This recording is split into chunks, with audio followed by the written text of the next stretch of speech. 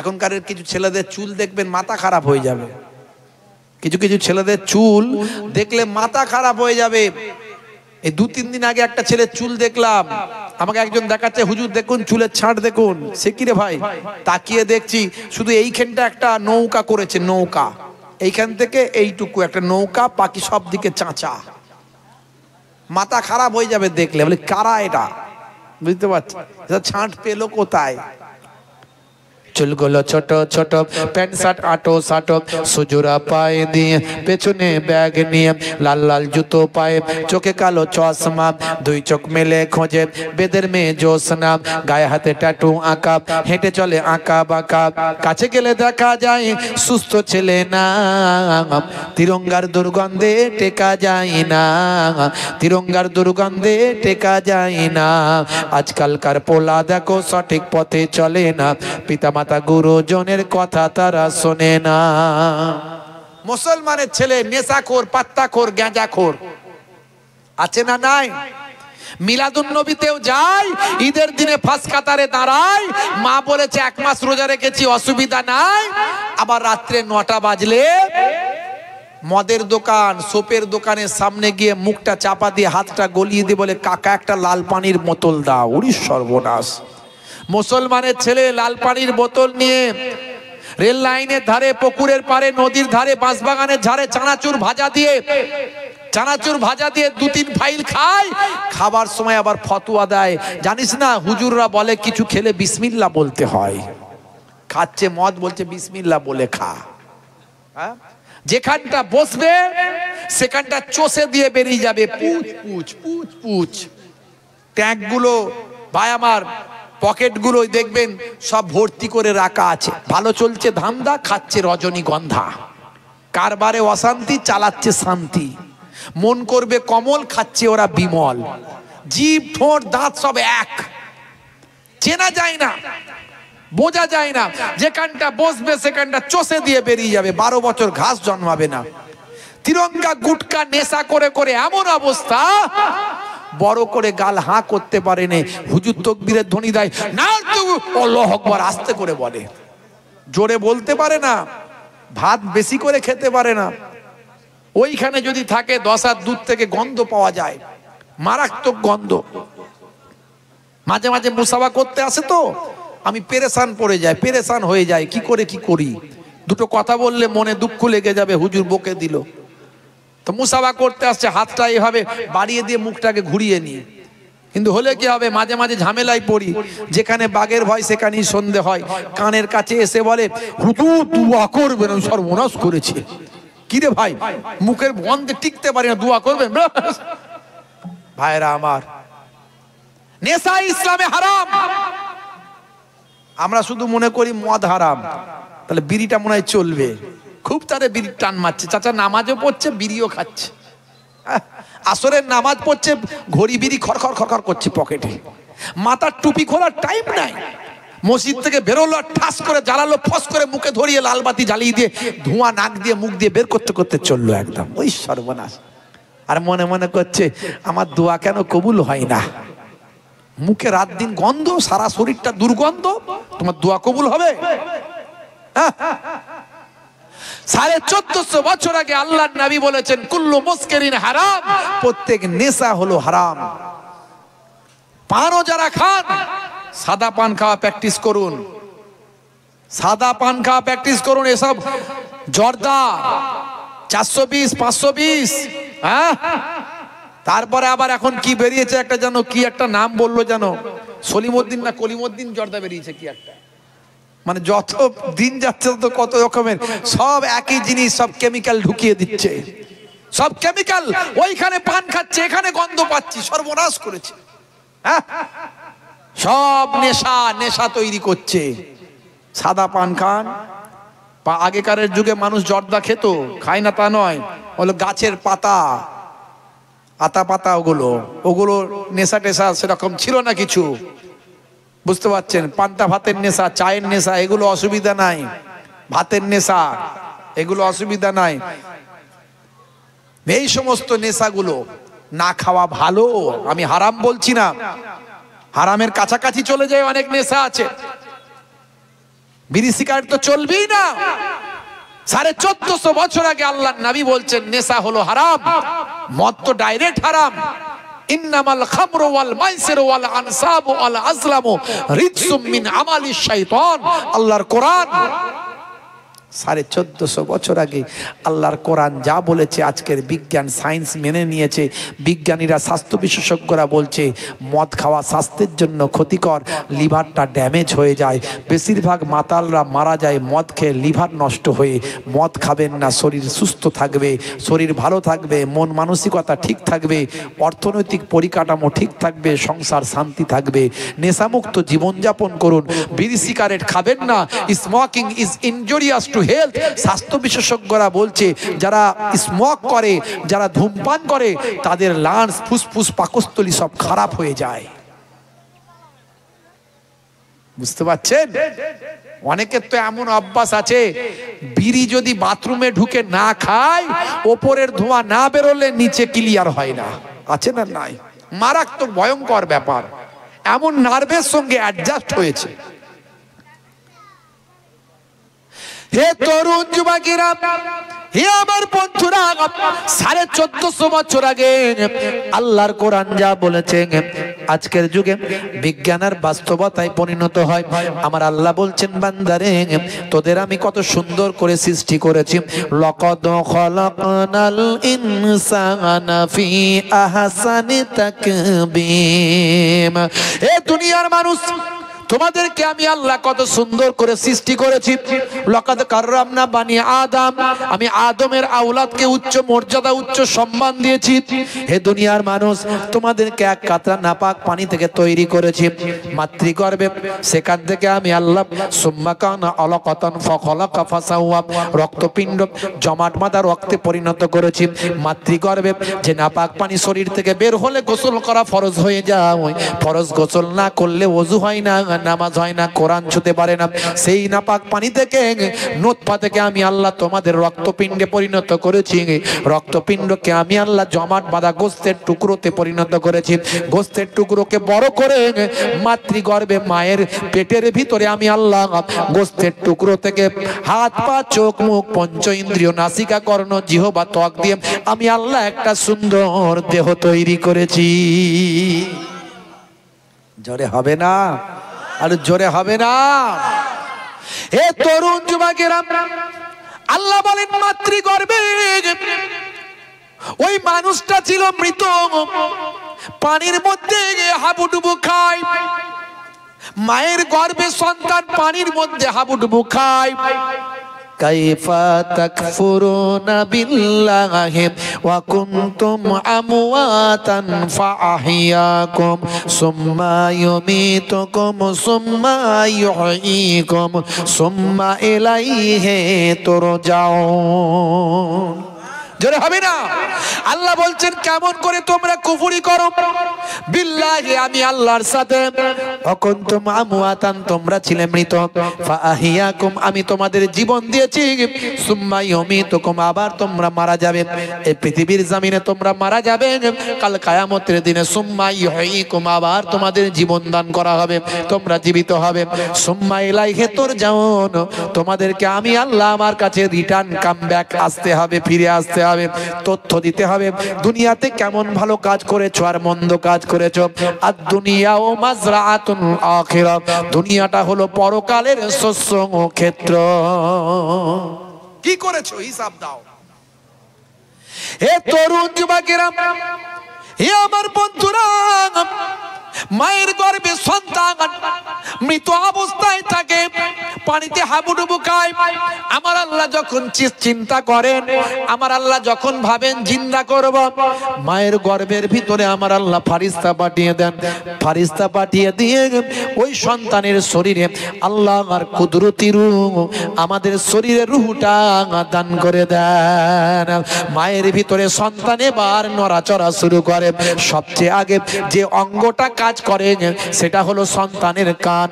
1450 বছর আগে আল্লাহর কোরআন বলে মাতৃগর্ভে সবচেয়ে আগে সন্তানের যে অংশটা কাজ করে সেটা হলো কান। 1450 বছর পার হলো, আজকের বিজ্ঞানের গবেষণায় ধরা পড়ল পঞ্চ ইন্দ্রিয়ের মধ্যে সবচেয়ে আগে মাতৃগর্ভে সন্তানের শ্রবণ ইন্দ্রিয়টা কাজ করতে শুরু করে। আল্লাহর কোরআন যা বলছে আজকের বিজ্ঞান বলছে।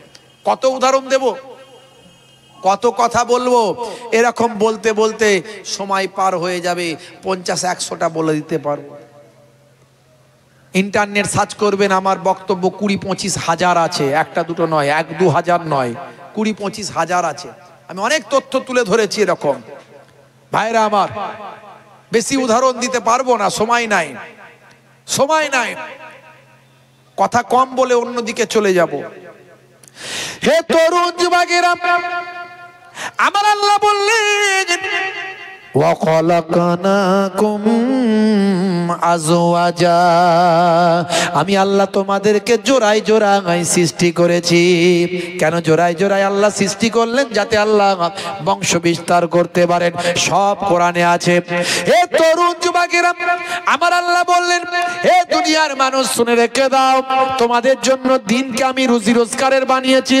তোমরা দিনের বেলা কাজকর্ম করবে, ব্যবসা বাণিজ্য করবে, রাত দিন তোমাদের আমি আল্লাহ নামাজ পড়তে বলি নাই। আমার আল্লাহ বলছেন ফায়জা কুদিয়াতিস সালাত ফান্তাসিরু ফিল আরদ ওয়াবতাগু মিন ফাদলিল্লাহ। এই নামাজ পড়া হয়েছে, চলো আর মসজিদে থাকবে না। একদল মানুষ মনে মনে করে আমরা রাত দিন মসজিদে থাকলে মনে আল্লাহ খুশি। তা বউ জাপারে হোক গে যাক, মেয়ে জাপারে হোক গে যাক, বাম্মা জাপারে হোক গে যাক, সংসার জাপারে হোক গে যাক, কাজ কারবার উঠে যাক, দেখার দরকার না। অত সহজ নয়। ইসলাম একটা জীবন ব্যবস্থা, ইসলাম একটা পরিপূর্ণ জীবন ব্যবস্থা। সংসারের কথা ইসলামে আছে, রাজনীতির কথা ইসলামে আছে, ব্যবসার কথা ইসলামে আছে, রুজি রুটি তালাশের কথা ইসলামে আছে, সন্তানের মানুষ করার কথা আছে, বাপ মায়ের খেদমতের কথা আছে, সব ইসলামে আছে। তুমি রাত দিন শুধু নামাজ পড়বে এটা আল্লাহ বলেননি, বরং সব কাজ করবে, সবের মধ্যে ইবাদতের সওয়াব পাবে। ঘুমালে ইবাদতের সওয়াব পাবেন। যখন আপনি ঘুমাবেন, নবী বলেন ডান দিকে কাত হয়ে ঘুমাও। ডান দিকে কাত হয়ে ঘুমানোটা নবীর সুন্নাত। দয়ার নবী ডান দিকে কাত হয়ে ঘুমাতে নির্দেশ দিয়েছেন। আপনি ডান দিকে কাত হয়ে ঘুমাবেন। নবী বলেছেন সুন্নতের সওয়াবটা নামাজ আমলে আমার আল্লাহ দান করে দেবেন। 1450 বছর আগে নবী বললেন ডান দিকে কাত হয়ে ঘুমাও। আজকের বিজ্ঞানীরা বলছেন নবী যা বলেছেন বিজ্ঞান সম্মত ঠিক বলেছেন। কারণ বাম দিকে থাকে আমাদের হার্টের কাজ হলো ব্লাডকে পাম্পিং করে শরীরের বিভিন্ন অর্গানে পৌঁছে দেওয়া। মাথার পায়ের নখ থেকে মাথার চুল পর্যন্ত রক্ত সাপ্লাই করে হলো হার্ট। যদি ডান দিকে বাম দিকে কেউ যদি কাত হয়ে ঘুমাও, বাঁ দিকে যদি কাত হয়ে ঘুমায়, 70 কেজি 80 কেজি ওজনটা যদি হার্টের উপর পড়ে, ব্লাড সার্কুলেশন যদি বন্ধ হয়, পাম্পিং করতে যদি অসুবিধা হয়, স্বাস্থ্যের জন্য ক্ষতি হবে, প্যারালাইজড হতে পারে, হার্ট অ্যাটাক হতে পারে, বিভিন্ন রোগ হতে পারে। 1450 বছর আগে নবী যেটা বলেছেন সেটা বিজ্ঞান সম্মত। 1450 বছর আগে নবী বললেন ডান দিকে কাত হয়ে ঘুমাও। আজকের যুগের বিজ্ঞানীরা নবীর কথা কি মেনে নেয়? জোরে হবে না? কত বলবো? এরকম হাজারো আছে। যত গবেষণা করবেন তত বেরোবে। আমার আন্ডারে অনেক আল্লাহ দিয়েছেন, আমি মনে রেখেছি, বলতে পারি ইনশাআল্লাহ। বন্ধুরা আমার, তরুণ যুবকেরা আমার, হে আমার বন্ধুরা, শুনে রেখে দিন বাবা, জেনে রেখে দেন। আল্লাহ বললেন বান্দা ফায়জা কুদিয়াতিস সালাত ফান্তাসিরু ফিল আরদ, নামাজ खत्म हो गया, चलो निकलो जमीन पर फैल जाओ, मार्केट में जाओ, बाजार में जाओ, रोजी रोटी तलाश करो, खेत में जाओ, बीवी बच्चों को पालो पोसो, खिदमत करो, अपना अब्बू अम्मी को, अपने वालिदैन को खिदमत करो, पिता मातार देखाशोना करो। पिता मातार চেহারার দিকে যদি শ্রদ্ধার নজরে সন্তান একবার তাকায়, ফিকুল্লে নাজারাতিন, প্রত্যেকটা দৃষ্টির বিনিময়ে আমার আল্লাহ ওই সন্তানের নামাজ আমলে কবুল করা একটা নফল হজের সওয়াব দেন। যাদের ভিতরে সুন্নত পাওয়া যায় তারা কেউ পথহারা হয় না। রাসূলের পথে যারা চলে দুনিয়ায় বাতিলের বাধা তারা মানে না। নিশীত রজনীতে সেজদাতে যায় হুসাইনি তাদের নিয়ে ভাবনাতে রয়। বিপদের মাঝে তারা যতই পড়ুক, বিপদের মাঝে তারা যতই পড়ুক, রাসূলের তরিকা ছাড়ে না। যাদের ভিতরে সুন্নত পাওয়া যায় তারা কেউ পথহারা হয় না। রাসূলের পথে যারা চলে দুনিয়ায় বাতিলের বাধা তারা মানে না। জোরে হবে না, জোরে হবে না। আমার ওয়াজ কি বোঝা যাচ্ছে? ওয়াজ কি বোঝা যাচ্ছে? হবে, বলবো না শেষ করব, হবে। আচ্ছা কারা কারা চান না হাত তুলে দেখান তো দেখি। বলছে হ্যাঁ বলেন হুজুর হবে, বোঝা যাচ্ছে, বলছে হ্যাঁ বোঝা যাচ্ছে। কারা কারা চান না হাত তোলেন তো। বলছে হাত তুলেছি হুজুর, চাননি, চাইনি, তাহলে সর্বনাশ করেছি। ঝোঁকে ঝোঁকে উঠে গেছে, বুঝতে পারছি। হ্যাঁ মাশাআল্লাহ, আজকে বড় গুরুত্বপূর্ণ জায়গায় আমরা মাদ্রাসায় আছি। বাপ সন্তানদেরকে মাদ্রাসায় দেবেন, মাদ্রাসায় পড়াবেন। ছোট্টবেলায় হাফেজে কোরআন যদি ভালো ব্রেন থাকে হাফেজে কোরআন করিয়ে নিন। ওই সন্তানের পিতা, ওই সন্তানের মাতা কাল কিয়ামতের দিন আল্লাহ নূরের পাগড়ি পরিয়ে সম্মানিত করবেন মঞ্চে তুলে। জোরে বলুন সুবহানাল্লাহ। ওই হাফেজে কোরআনকে বলে দেবে আল্লাহ তোমার পরিবারের মধ্যে থেকে 10 জনের জন্য সুপারিশ করো যাদেরকে জাহান্নাম আমি আল্লাহ ওয়াজিব করে দিয়েছিলাম। মানে জাহান্নামায় ঢুকবি জাহান্নামায়। তুমি বলবে এই হাফেজে কোরআন, তোমার বুকে আল্লাহর কোরআন আছে, আমার বাণীটা তুমি ভরে রেখেছো, মুখস্থ করেছো, অনেক কষ্ট করেছো। তুমি বললে ওই 10 জনকে আমি আল্লাহ জাহান্নামে না দিয়ে জান্নাতে দিয়ে দেব। আর আলেমে হাক্কানি হাফেজ হওয়ার পরে আলেম হবে, কোরআনের ব্যাখ্যা করবে। এই যে কোরআনের ব্যাখ্যা করছি দেখতে পান না, কোরআনের ব্যাখ্যা করছি, হ্যাঁ আলেমরা ব্যাখ্যা করতে পারবে। যারা পড়বে তারা নুহ, সরফ, হ্যাঁ আপনার হিদায়া, এই সমস্ত কুদুরি, বিভিন্ন রকমের যে জ্ঞানগুলো, হ্যাঁ বিভিন্ন কিতাবের নলেজ তাদের মধ্যে দেয়া হবে। ভাইরা আমার, তরুণ যুবকেরা আমার, এই কিতাবের তাফসীর, হাদিস, ফিকহ, মাসলা মাসাইলের কিতাবগুলো তারা পড়ে জ্ঞান অর্জন করে কোরআনকে ব্যাখ্যা করে মানুষকে বোঝাবে। তাদেরকে আল্লাহ দাঁড় করিয়ে বলবে আজকের দিনে তোমাদের জন্য স্পেশাল পাওয়ার। তোমার ভক্ত ভালোবাসার মানুষ অনেককে হেদায়েত করেছো, অনেক খাতিরের লোক আছে, তুমি আজকে যার জন্য সুপারিশ করবে তাকে আমি জান্নাতে দিয়ে দেবো। জোরে হবে না? আল্লাহর আলেম বান্দাদের আল্লাহ বিরাট ইজ্জত দিয়েছে। আল্লাযীনা উতুল ইলমা দারাজাত। তোমাদের মধ্যে প্রকৃত আহলে ইলম যারা, আল্লাহর কোরআন হাদিসের জ্ঞান যাদের মধ্যে আছে তারাই হলো সবচেয়ে সম্মানিত। জোরে হবে না? ডাক্তার, মাস্টার, উকিল, অ্যাডভোকেট তাদের নিয়ে আমরা ব্যস্ত থাকি, কিন্তু আমাদের ব্যস্ত থাকা উচিত আলেমে হাক্কানীদের নিয়ে, আল্লাহর ওলি বান্দাদের নিয়ে আমাদের ব্যস্ত থাকা উচিত। সবচেয়ে বেশি সম্মান তাদের দেওয়া উচিত যারা আলেমে হাক্কানী বা আমল আলেম, তাদের সম্মান দেওয়া উচিত। ভাইরা আমার, তরুণ যুবকেরা আমার, মুরব্বিয়ানেরা আমার, দয়ার নবী বলছেন মান যারা আলেমান ফাকান্নামা যারানি।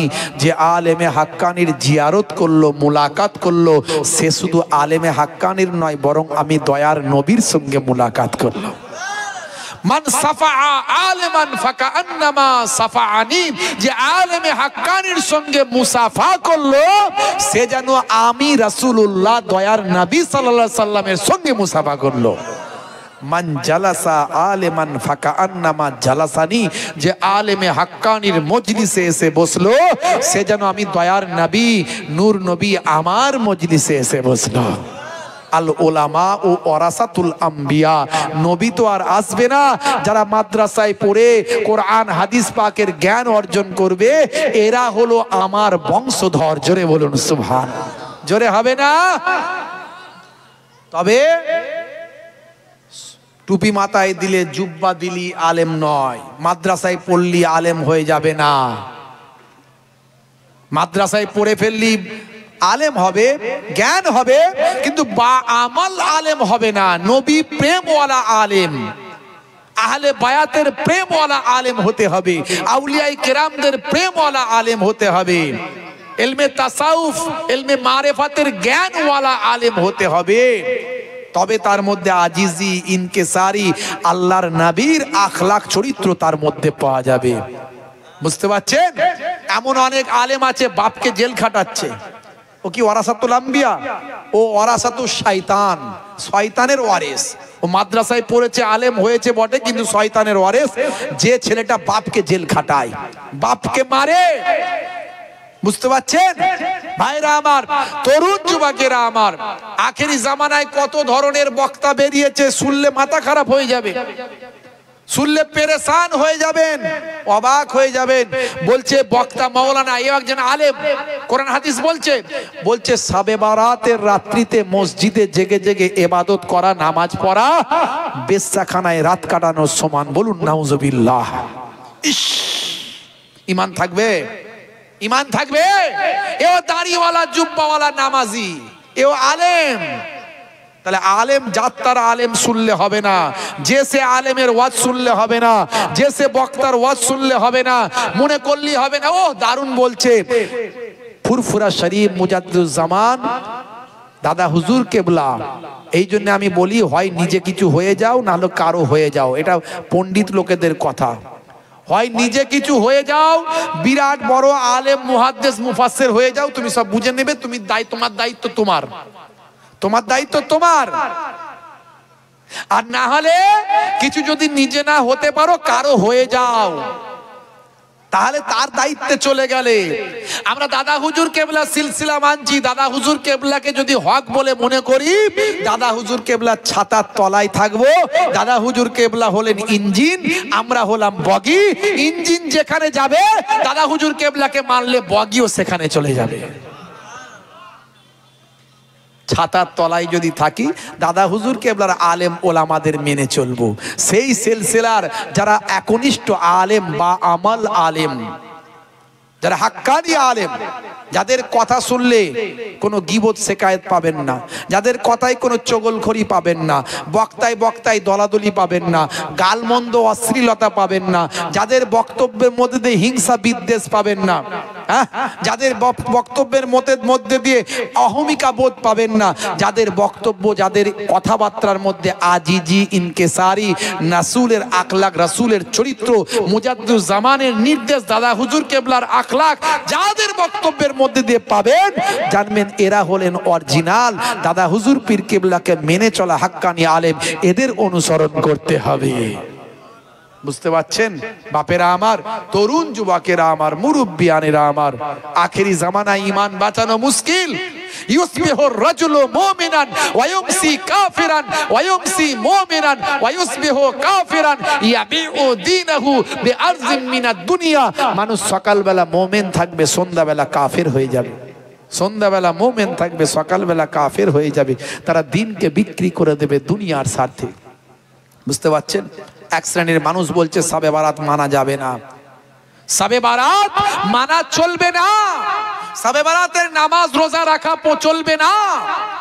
অথচ শবে বারাত শাবান মাসের 14 তারিখ, নিসফুস শাবান, লাইলাতুন নিসফ মিন শাবান, এই শাবান মাসের এই মধ্য রজনীর ব্যাপারে কম বেশি 25টা হাদিস আছে। তার মধ্যে সহিহ হাসান পর্যায়ের অনেক হাদিস আছে, যায়িফ হাদিসও আছে, কিন্তু সহিহ হাসান পর্যায়ের অনেক হাদিস এসেছে। বুঝতে পারছেন? কি করে বলে এই মৌলবীগুলো সব ইহুদিদের এজেন্ট, ইহুদি নাসারা, ইয়াহুদ নাসারাদের এজেন্ট এরা। এরা ইসলামের মধ্যে শুধু দ্বন্দ্ব ঝগড়া লাগিয়ে ইসলামকে মানুষের কাছে খারাপ ভাবে অ্যাপ্লাই করতে চায়, থ্রো করতে চায়। ইসলাম খারাপ এটা মানুষকে দেখাতে চায়। ইসলামের মধ্যে দ্বন্দ্ব, মারপিট, দাঙ্গা হাঙ্গামা, ইওকে কাফের, ওকে বেঈমান, এই করবে। ওরা বলবে এই তো ইসলাম ধর্ম ধ্বংসের পথে। মনে রেখো, ইসলাম আল্লাহ প্রদত্ত ধর্ম। ইন্নাদ দীনা ইনদাল্লাহিল ইসলাম।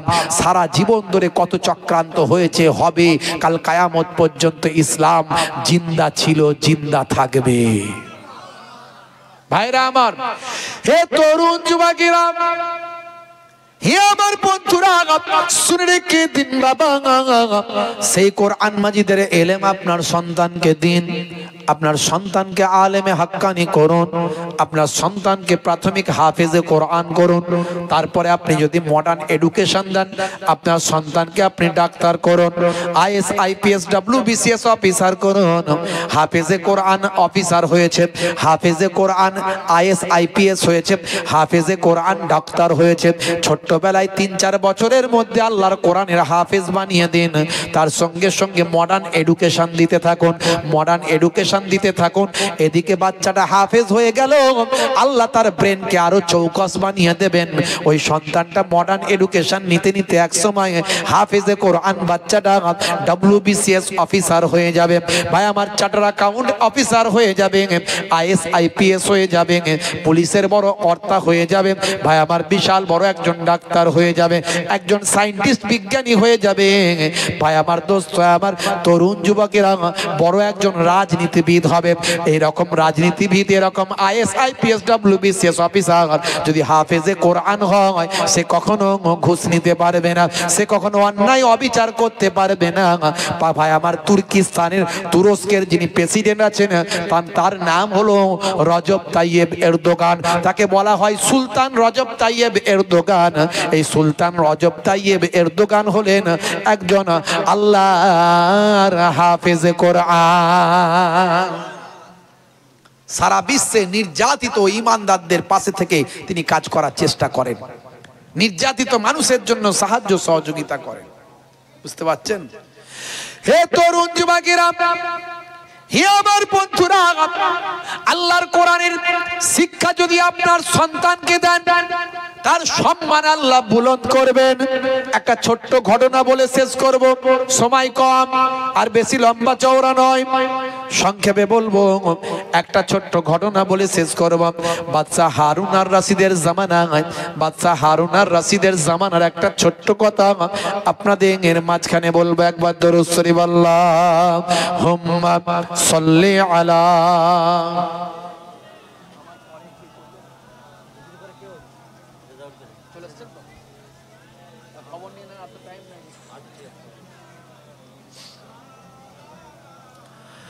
হাজারো ব্যথা বেদনার পরে ফিরে আসনি তুমি আপন ঘরে, দিনের আলো তুমি ছড়িয়ে দিতে চলে গেলে মদিনায় মক্কা ছেড়ে। হে রাসূল তোমাকে ভুলি আমি কেমন করে, হে রাসূল তোমাকে ভুলি আমি কেমন করে। খে না খে দিন প্রচারের কাজে নিজেকে দিয়েছ বিলিয়ে, তায়েফের কাফেরেরা চিনল না এ আলো, দুষ্টু ছেলেদের পিছু দিল লেলিয়ে। খে না খে দিন প্রচারের কাজে নিজেকে দিয়েছ বিলিয়ে, তায়েফের কাফেরেরা চিনল না এ আলো, দুষ্ট ছেলেদের পিছু দিল লেলিয়ে। পাথরের আঘাতে ক্ষত বিক্ষত হয়ে সারা শরীর থেকে রক্ত ঝরে। হে রাসূল তোমাকে ভুলি আমি কেমন করে, হে রাসূল তোমাকে ভুলি আমি কেমন করে। আল্লাহুম্মা সাল্লি আলা।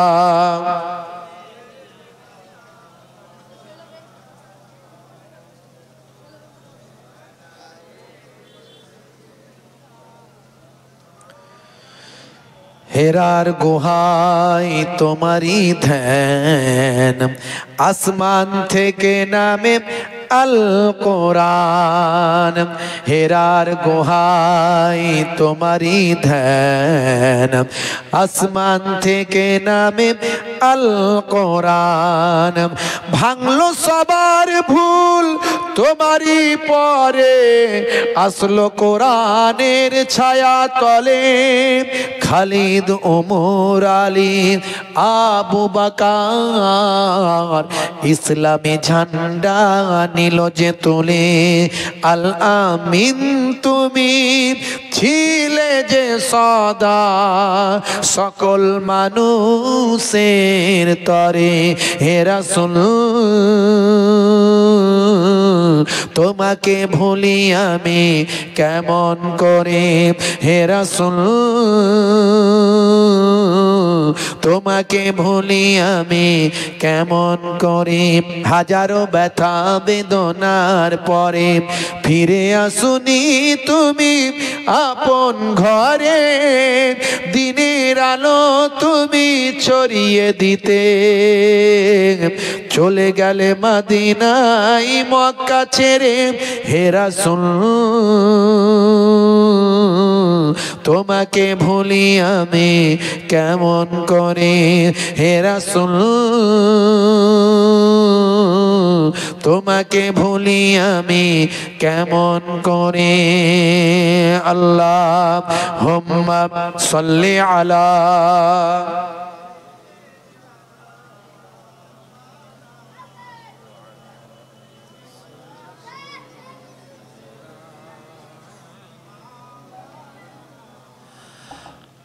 কালেমা জিকির লা ইলাহা ইল্লাল্লাহ লা ইলাহা ইল্লাল্লাহ লা ইলাহা ইল্লাল্লাহ লা ইলাহা ইল্লাল্লাহ আল্লাহ আল্লাহ আল্লাহ আল্লাহ আল্লাহ আল্লাহ আল্লাহ আল্লাহ আল্লাহ আল্লাহ আল্লাহ আল্লাহ আল্লাহ আল্লাহ আল্লাহ আল্লাহ লা ইলাহা ইল্লাল্লাহ লা ইলাহা